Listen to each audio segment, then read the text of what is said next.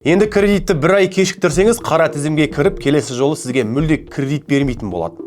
Қазақстанда несие саласы бойынша жаңа өзгерістер енгізіліп жатыр. Ол қандай өзгерістер? Ақпарат қаншалықты рас? Бірге тексеріп көрейік. Банктер және банк қызметі туралы заңға сәйкес азаматтарға несие беруді шектейтін мерзім енді 30 күнге дейін қысқарды. Заңның 58 бабы 16 тармағымен реттелетін бұл норма биылғы жылы 19 наурыздан бастап ресми түрде күшіне енді. Демек, енді сіз кредитті бір айдан артық кешіктіретін болсаңыз, сізге келесі жолы мүлде кредит рәсімдемейтін болады. Толығырақ айтатын болсақ, жаңа заңнамаға сәйкес қарыз алушылардың борыш жүктемелеріне және несиелендіру тәртібіне байланысты бірқатар өзгерістер енгізілді.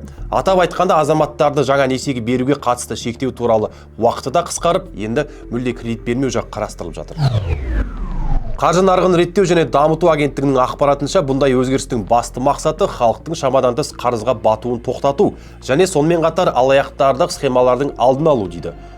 Сондай-ақ алаяқтарды бөгде адамдар атына заңсыз ақша алуды болдырмау үшін онлайн несие алу кезінде биометриялық сәйкестендіруді өту міндеттелетін болды.